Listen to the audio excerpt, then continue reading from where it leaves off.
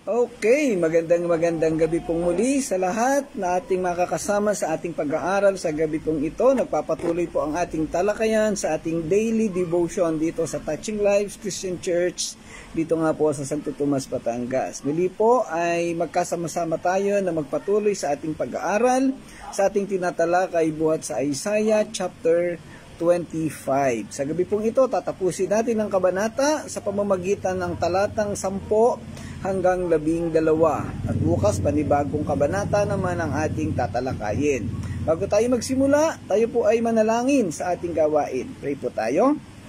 Ama naming Diyos na dakila sa lahat, salamat po muli, Panginoon, sa gabing ito, sa patuloy na pagsama, paggabay sa amin, pagkakaloob ng napakagandang panahon at oras at opportunity, Panginoon, upang kami makapagpatuloy na mag-aral ng iyong salita. Samahan mo kami at gabayan, Panginoon. Turuan mo kami at pagpalain upang kami matuto at upang kami, Panginoon, ay makapag-aral at makapagbigay kami ng kaluguran sa iyo. Samahan mo kami, Panginoon, sa gabi pong ito. Sa pangalan ng Panginoong Hesus. Amen. Okay. Pili po, magandang gabi, Sister Irene. Okay, kasama, hindi natin nakikita si Pastor Claude dahil kasama ko siya ngayon dito sa church. Ayan. Okay. Ating tatalakayin ang Isaiah chapter 25 verses 10, 11, and 12. So, this time hindi natin iisa-isahin na verse by verse ang ating talakayan kasi ang mga talatang ito ay pare-pareho ng sinasabi. Kahit hindi natin ito isa-isahin, talakayin natin sila ng minsanan or in a group or let's say in a summary. Basahin natin mula sa verse 10, sabi dito, iingatan ni Yahweh ang bundok ng Zion, ngunit ang Moab ay tatapakan gaya ng dayaming tinapak-tapakan sa tambakan ng basura. Sisikapin ng verse 11, sisikapin ng mga taga-Moab na igalaw ang kanilang mga kamay na parang lumalangoy sa tubig, ngunit sila'y ibibiguin ng Diyos hanggang sa sila'y lumubog.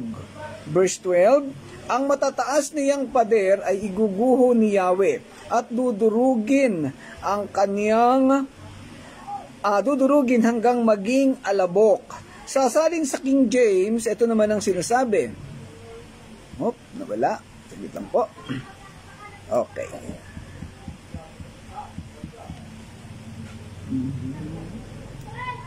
Sensya na po. Ayan. Sakasalin sa King James, ang sabi dito, for in this mountain shall the hand of the Lord rest, and Moab shall be trodden down until under him, even as straw is trodden down for the dunghill. And he shall spread forth his hands in the midst of them, as he that swimmeth spreadeth forth his hands to swim.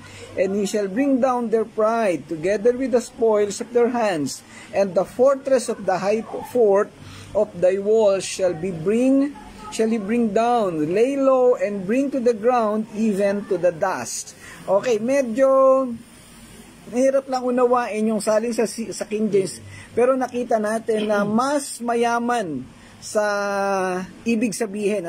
Ayan, nandiyan pa rin si Pastor Claude. Mas mayaman sa nais ipahiwatig. Pag ininterpret mo itong mga salin sa King James, talagang mas makikita mo yung talagang nais na ipaunawa ng Panginoon sa mga salita. For example, itong even as sa verse 10, even as straw is trodden down for a dunghill. Yung ginamit sa magandang balita yung salitang basura. Pero dito sa King James, ang ginamit na salita ay dunghill. Ang ibig sabihin po nito ay bunton ng dumi ng tao. Yung dung ay dumi ng tao, bunton, dunghill. Ibig sabihin, yun yung tinatapakan at ganoon ikinumpara ni Yahweh o ni Propeta Isaiah ang Moab, yung mga bunton, na may binabanggit pa doon sa ibang salin na dayami na tinatapakan. Pero ito ay tumutukoy sa mga basura at sa mga dumi na yung dung, dumi ng tao yun. Yan. Sa iba pang salin, yung salitang lumalangoy, swim it, spread it. Parang ang sitwasyon po na to, imagine natin ang sitwasyon, nakatayo ang Diyos. At sa kanyang kamay ay hawak-hawak niya yung mga mananampalataya. Inaalagaan niya, pinuprotektahan. Subalit sa ilalim ng kaniyang paa, na andoon ang Moab na inaapakan niya. Imagine mo yung Moab na parang isang tao na inaapakan at ang sitwasyon niya nakadapa. At may binabanggit na yung kamay ng Moab o ng tao na ito ay parang nagsuswimming na kumakaway kasi gustong-gusto niyang makalaya, makatakas. Pero wala siyang magagawa dahil dinidiinan siya o inaapakan siya ng Diyos. Sa verse 12, ang sabi dito, "And the fortress of the high fort of the walls shall be he bring down. Lay low and bring to the ground even to the dust." Yung fortress of the high fort, ito yung tanggulan. Dito sa magandang balita ay matataas niyang pader. Pero hindi ito simpleng pader. Ibig sabihin ito, anyway, yung pader ay tanggulan. Ito yung nagbibigay ng proteksyon sa kanila. Ayan. Okay, magandang gabi kay Juana. Siyempre, kay Pastor Mark. Salamat sa inyong pagsama. Okay, yung fortress of the high fort, tumutukoy ito sa tanggulan na nagbibigay ng proteksyon sa bayan ng Moab. Okay, talakayin natin ang pinasabi ng Propeta Isaiah sa mga talata pong ito. Ang mga talatang ito na verses 10, 11, and 12 ay nagpapahiwatig ng dalawang magkasalungat na sitwasyon. Una, ang proteksyon sa bundok ng Panginoon o sa Mount Zion na simbolo ng katuparan ng pangako ng Diyos sa mga taong sumunod at nanampalataya sa Kanya. Ang Zion o ang lugar kung saan nandoon ang mga taong nanampalataya sa Kanya, doon ay ibubuhos niya ang Kaniyang proteksyon sa lugar kung saan siya ay maghahari at ang pag-aaruga sa mga taong na andoon sa lugar na yon. So, nandun yung total, absolute, ultimate protection ng Diyos para sa mga tao. Wow, magandang gabi, Sel. Ang aking inaanak, nasaan ka na ba ngayon, anak? Hindi na kita nakikita. Yan. Okay. Yung protection ay ibubuhos ng Diyos sa mga tao na nandoon sa Zion. At sino ba itong mga taong ito? Ito yung mga mananampalataya. Ito yung mga taong nanampalataya, nagbigay ng buhay, nagtiwala sa Panginoong Diyos. At during the tribulation, yung mga naligtas, which is the remnants of Israel, magkakasama sila, nagpupuri umaawit doon sa Mount Zion. So, yun yung isang bahagi. Asa naman ang kasalungat na binabanggit? Sa kabilang banda, ito yung ipinapaunawa ang gagawing pagpaparusa sa Moab, na larawan ng isang bansang nagkasala, mapagmataas, nagmamalaki, at lumalaban sa Diyos.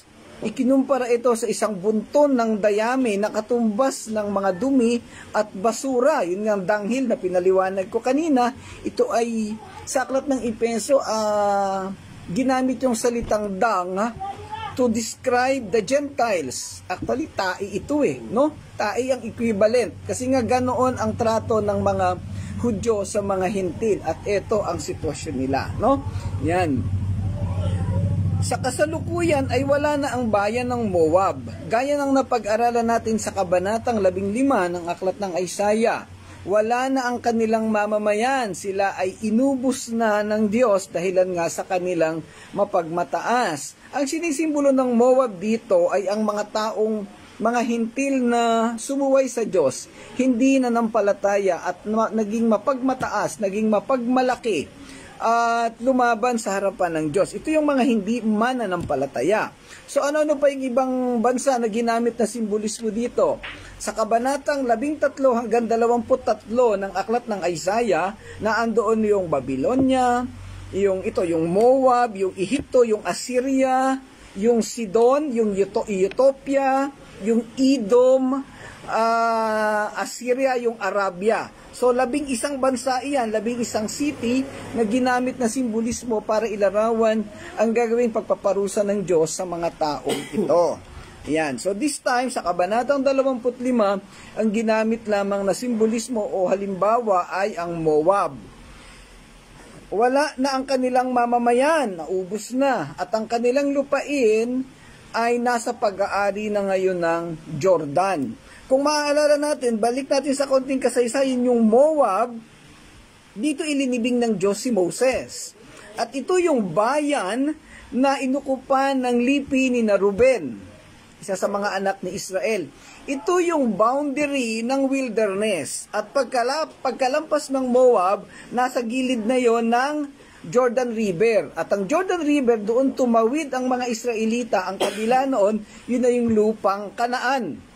So, yung Moab na yun ay naging mayaman. May pinatawag tayo doon, Plains of the Moab. Ito yung ibinigay sa lipi ni Ruben para pagpastulan ng kanilang mga hayop. Ayan. Okay, pero sila'y mga mayayabang, mapagmalaki, at dahil doon sila ay pinarusahan ng Diyos. Sumasakop ang talatang ito o ang mga talatang ito sa kapangyarihan at proteksyon ng Diyos sa pagpapanatili sa bundok Sayon o sa kaniyang bayan. Ang bundok Sayon o ang kanyang bayan sa pangkalahatan ito tumutukoy sa Jerusalem o doon sa bansang Juda.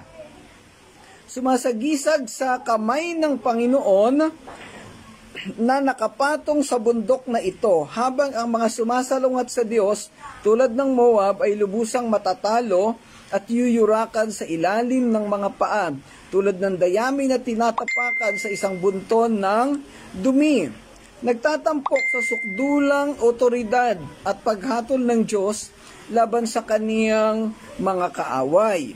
Ang talatang ito ay naglalahad ng isang makapangyarihang larawan ng sukdulang tagumpay ng Diyos at ang ganap na pagkawasak ng mga lumalaban sa Kanya, na nagbibigay ng katiyakan sa mga tapat tungkol sa proteksyong ipinagkakaloob ng Diyos. Ang propesiyang ito ni Isaiah dito sa verses 10 and 12 ay isang nakakahiyang pagkatalo ng mga kaaway ng Diyos na may isang imahe o larawan kung paano itutulak ng Panginoong Diyos ang mukha ng Moab patungo sa isang higanting tumpok ng dumi, habang ang Moab ay humahampas na parang isang manlalangoy upang takasan ang nakakasilaw na amoy. Imagine natin yung sitwasyon na mayroong nag-aaway, nagsusuntukan, dalawang lalaki. Nung matalo, yung isang lalaki na kaaway niya, hinawakan sa ulo, sinabunutan, tapos inginudngud ng ganun sa simento. This time, ito yung larawan ng Moab. Inginungudngud ng Diyos, ng paa ng Diyos, yung kanyang muka doon sa mga dumi, dang. Bakit ganun? Hindi naman sinasabing ganun. Malupit ang Diyos kasi nga, ito yung mga taong matitigas ang ulo at nagmamalaki sa kanya. So ganun ang ilustrasyon, ganun ang sitwasyon ng Moab sa pagkakataong ito. Samantalang yung Mount Zion, na kung saan nandun ang kanyang mga anak, ay talaga namang hawak-hawak niya ng may tenderness, no? Mayroong pagmamahal at paghaplos ang paghawak ng Diyos. Ayan. Okay, so makita natin yung contradicting situation ng pagmamahal at ng pagpaparusa. So ano po yung gusto ninyo mangyari sa inyong mga buhay? Parusahan o mahalin ng Diyos? Ako gusto ko mahalin ako ng Diyos. Ayan. Okay, yung gusto pong magparusahan, edi po, nasa sa inyo na yan, decision ninyo yan. Okay, matapos na ipahayag ang propesiya ng masasaya at pinakahihintay na mga pagpapala para sa bayan ng Diyos sa araw na iyon, ang araw ng pagbabalik ni Jesus kung kailan hahatulan niya at isasauli ang lupa, bumalik si Isaiah sa kadiliman at kawalan ng pag-asa ng mga kaaway niya. Sinimula ni Isaiah ang mga pahayag na ito sa pagbubuod ng mga pagpapala ng Panginoon sa kanyang bayan, sapagkat ang kamay ng Panginoon ay mananatili sa bundok na ito. Yung sinasabing kamay ng Panginoon na mananatili sa bundok ng Sayon, ito'y tumutukoy sa proteksyon, sa pagkandili, sa pag-aalaga at pagmamalasakit ng Diyos sa mga tao na kanyang ililigtas. Okay. Ang pananalita na kamay ng Panginoon sa talatang ito'y kumakatawan sa pabor at pagpapala ng Diyos. Ito ay mananatili sa bundok na ito, ang bundok ng Sayon. Ang bundok Sayon ay isa sa mga burol kung saan nakaupo ang Jerusalem at ginamit sa banal na kasulatan upang kumatawan sa Jerusalem at sa buong Israel o sa bayan ng Diyos. Ang kalikasan ng paglingap ng Panginoon ay mananatili sa bundok na ito ay itinilarawan sa mga talatang 6 at siyam. So maaalala natin, tinalakay natin sa verse 6 kung nasaan yung location ng sayot. Ito'y nasa gilid ng Mount Moriah. No, yung Mount Moriah, isang bundok sa Jerusalem, at sa kanyang tabi na andoon yung Mount Zion na sumisimbolo sa presensya o tahanan ng Diyos. Kasama sa mga pagpapalang ibinigay ng Diyos sa kanila doon sa Mount Zion ang marangyang piging, ang pag-alis ng pagkakasala at kahihiyan. So yung piging nagkaroon ng feast, ng paghahanda ang Panginoon, at ingrande ang nangyari doon sa Mount Zion. Pag-alis ng pagkakasala at kahihiyan, ito yung binabanggit na lalamunin ng Diyos ang kasalanan o ang kamatayan. Yan. Ang pag-alis ng kasalanan, totally inalis na yung kasalanan ng tao sa mundo. And then pag-alis ng kamatayan sa lahat ng panahon, yun nga, the sting of death, baliwala na. Yung kamandag ng kamatayan. Ang pagpapanumbalik ng lapit ng tao sa Diyos, ito yung restoration, ano? Yung pangako sa bagong tipan na nagkaroon tayo ng direktang relasyon sa Panginoong Diyos, sa Panginoong Hesus, sa pamamagitan ng dugo ni Hesus, dito na natupad. Bagamat nangyayari na to sa bagong tipan, sa kapanahunan natin, simula nung tayo manampalataya, nakakapanalangin na tayo sa Kanya ng direkta, pero still malayo ang Diyos, hindi natin siya nakikita. But this time, face to face, kaharap na natin siya kasama kahalubilo. Ayan. Kung merong kape sa panahon na ito, makikipagkape ako kay Lord kasi mahilig po ako sa kape. Ayan. Ang pagpapalit ng kadustaan ng mundo para sa karangalan at pagkilala ng Diyos para sa katapatan. So, wala na yung kapangitan, lahat ng negatibong sitwasyon sa mundo, ang mapapalit ay katapatan at pagkilala sa Diyos. Pagkatapos ng buod ng linyang ito ng pabor ng Diyos, sinuhulaan ni Isaiah ang kapahamakan para sa mga kaaway ng Diyos. Yun nga yung sa Moab. Ano po? Sa kabilang banda, ang Moab ay yuyurakan sa kaniyang dako. Tulad ng dayami ay tinatapakan sa tubig ng isang tumpok ng pataba. Ginamit pa nga yung word na pataba, pero syempre, ito yung equivalent sa salitang manure. Alam niyo yung manure? Yung dumi ng hayop na ginagawang pataba sa mga garden. Nung elementary kami, pinapabulot kami niyan para maging pataba. Yan. Okay. Ang Moab ay kapitbahay ng Israel sa Timog Silangan. Madalas silang nagmamalaki o nagiging kontra sa Israel. Sa talatang ito, ang Moab ay nagsisilbing kinatawan ng lahat ng mga kaaway ng Diyos at ng mga tao. Kung tatandaan natin, ang Moab, ito'y kamag-anak ng mga Israelita. Kasi ito'y pinsan ni pamangkin ni tiyuhin ni Jacob, parang gano'n, tiyuhin ng Israel. Kasi ito'y nagmula sa lipi ni Lot na pamangkin ni Abraham. So magkakamag-anak sila. At si Haring David ay isang Moabita dahil ang nanay niya, ang kanyang ninunong babae ay si Ruth. Si Ruth ay isang Moabita na naging asawa ni Boaz. At si Boaz ang ama ni I think lolo ni Jesse or ama ni Jesse, na tatay naman ni Haring David. So ayan po yung kasaysayan, ano? Kaya lang naging mayabang ang mga Moabita at naging masama, hindi sumampalataya sa Panginoong Diyos. Kaya ito ang nangyari sa kanila. Habang ang kamay ng pabor ng Panginoon nakasalalay sa Jerusalem or Israel, ang kanyang mga kaaway ay yuyurakan sa kanyang lugar sa ilalim ng paa ni Yahweh. Ang pananalitang yuyurakan ang Moab bilang kahalili niya ay naglalarawan sa kaaway ng Israel sa ilalim ng paanan ni Yahweh na nagpabagsak sa Moab. Ang parirala sa kanyang lugar ay nangangahulugang lugar na nararapat sa kanya. Hindi pinipigilan ni Isaiah kung anong lugar ang nararapat sa kanya, isang basang tumpok ng manure o ng pataba. Ang mga kaaway ng Panginoon ay yuyurakan tulad ng dayami na kagaya ng binabanggit sa mga talatang ito. So kahiya-hiya ang mararanasan ng mga taong masasama o mga hindi nanampalataya sa Kaniya. Sa Isaiah chapter 16 verse 6 ay nabasa din natin ang ganito. Sasabihin ng mga taga-Juda na balitaan namin ang kataasan ng mga taga-Moab, ang kanilang kasinungalingan at pandaraya, ngunit walang saysay ang kanilang kayabangan.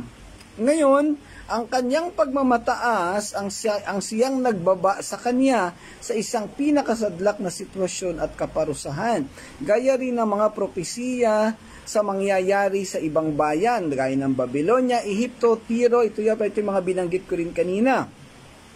Ito ang dahilan sa kalapastanganan, pagtataksil at kalupitan, pagmamataas nila sa harapan ng Diyos. Kaya mga kapatid, yung salita o gawaing pagmamataas, wala itong magandang kahihinatnan.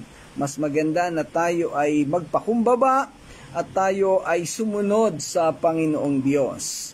Yan. Magandang gabi, Pastor Robbie, buhat sa Kabuyaw, Laguna. Okay. Muli pinapakita ang pagbababa sa kanilang kapalaluan, kasama ang panlilinlang ng kaniyang mga kamay. Ang kabanatang ito ay nagtatapos sa isang propesiyang babala sa Moab at sa bawat kaaway ng Panginoon, bago dumating ang nakakahiyang araw na to, gaya rin ng mga talatang binabanggit sa kabanatang 24. Ang mga pader na walang kabuluhan mong pinaniniwalaan na hindi magagapi at hindi matatawaran ng mga kuta. So doon binabanggit yung fortress, yung refuge na inaakala ng Moab at ng iba pang mga bayan na kaya silang proteksyonan, kasi alam niyo po yung pader ng kapanahunan na yon, base sa description, ay kayang tumakbo ang 3 karwahe, ganun kalalapad. Ibig sabihin, talagang hindi magigiba. So talagang napakatinding proteksyon sa kanila. Magandang gabi, Pastor Dinar. Salamat at napadaan ka sa ating talakayan. Okay.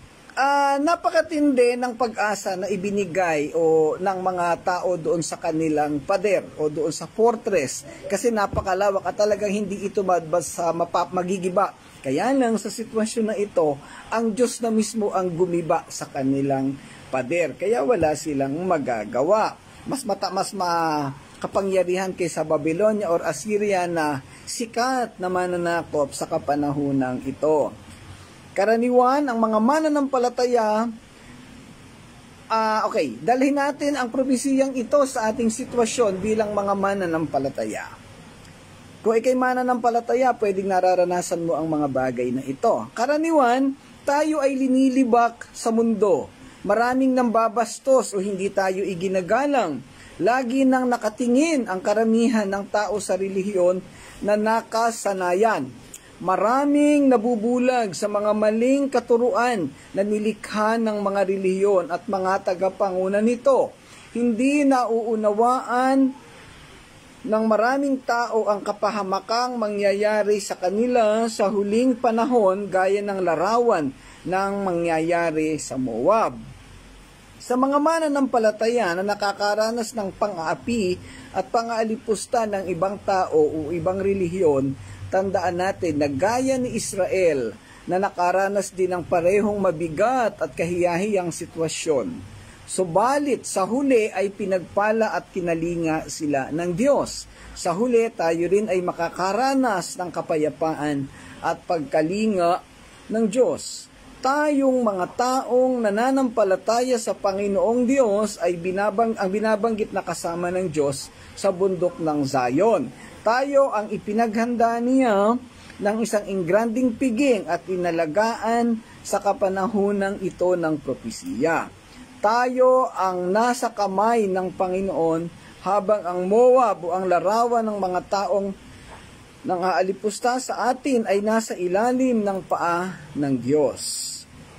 Ang mga katotohanan ito ay dapat na magbigay ng tatag at pagtitiyaga sa ating lahat. Manatili tayo sa Panginoon anuman ang sitwasyon, anumang hirap, sakit at bigat ang ating maranasan, sa dulo ng lahat ng ito ay matatagpuan at mararanasan natin ang pagpapala at pagkalinga ng Panginoong Diyos. Yan. Bawat isa sa atin ay nakakaranas ng kabigatan at mga pagsubok at mga problema. Ako mismo bilang lingkod ng Panginoon ay Maraming mga pagsubok at kabigatan na nararanasan. Pero sa kabila ng lahat ng ito ay naandoon ang assurance ng proteksyon ng Diyos, yung kanyang pagkalinga. Si Pastor Dinar ay kaibigan ko to at meron itong pinagdadaan ng mabigat na sitwasyon hanggang sa kasalukuyan.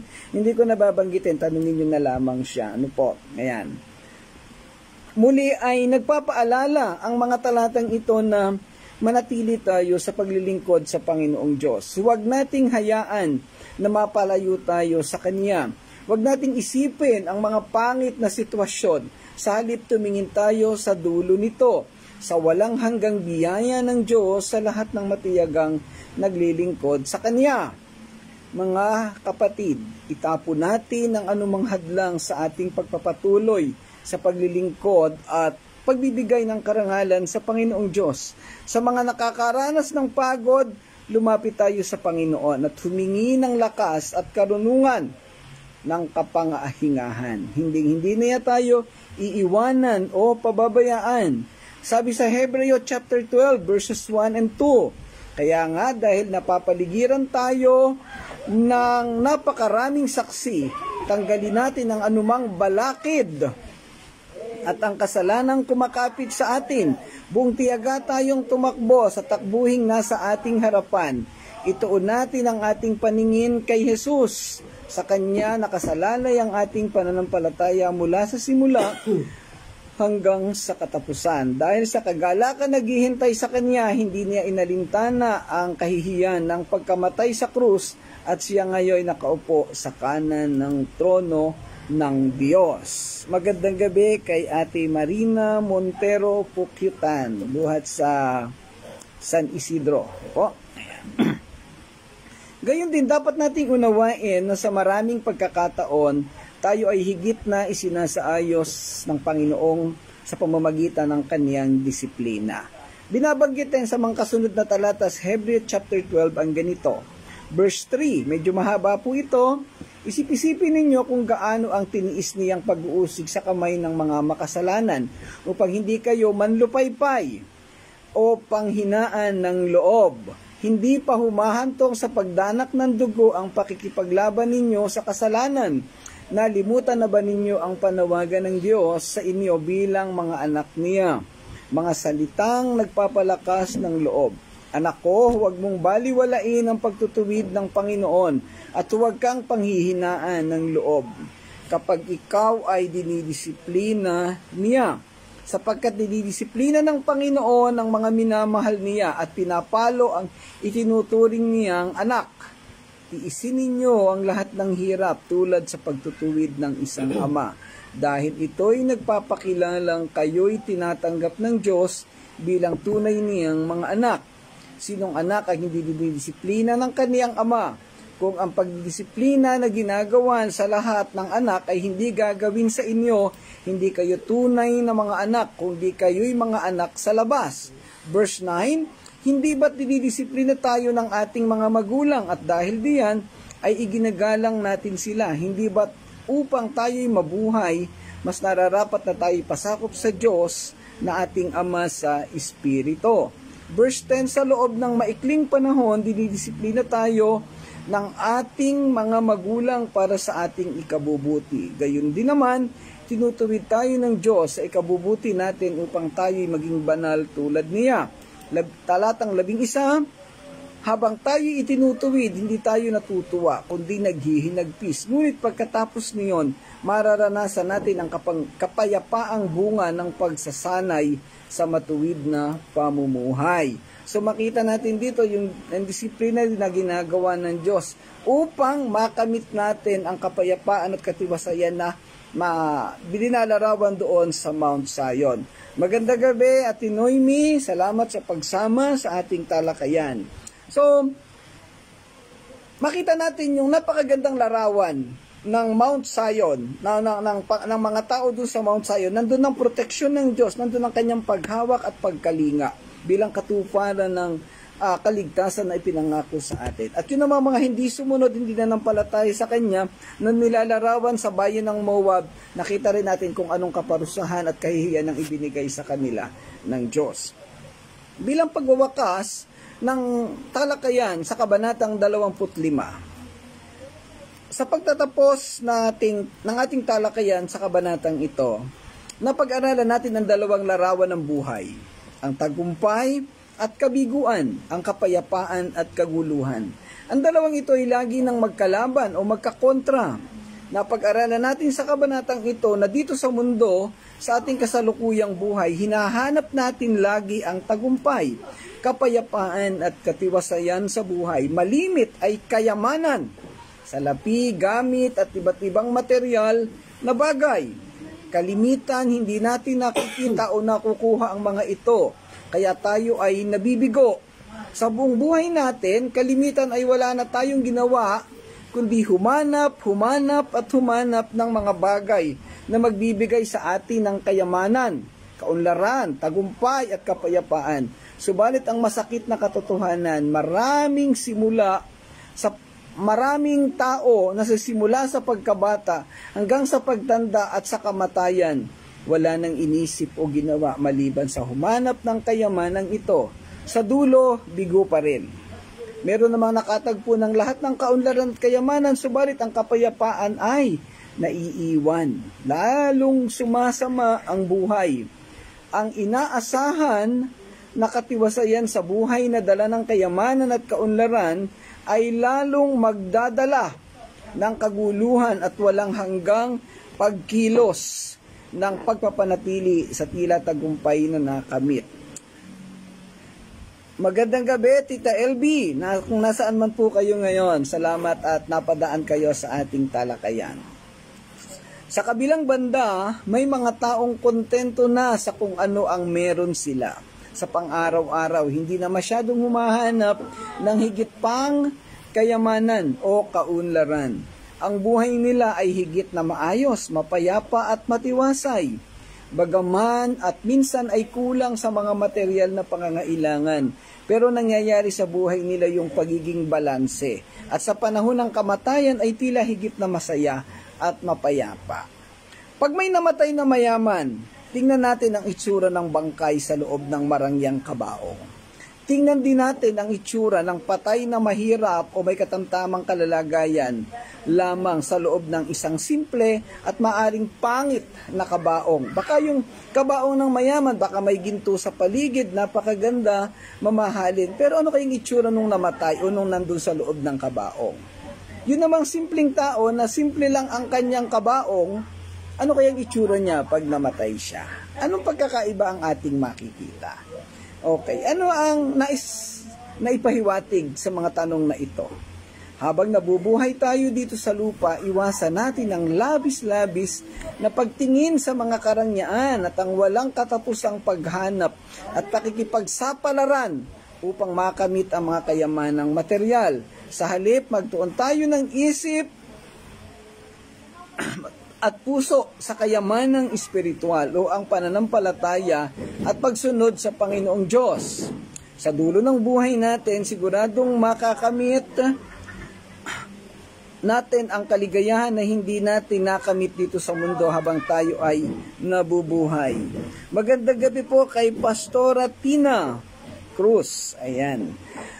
Ang isang nakakalungkot na bahagi ng buhay natin, maraming mga lingkod ng Panginoon na nagtuturo ng mga maling katuruan hinggil sa kayamanan o tinatawag nating prosperity gospel or prosperity teaching.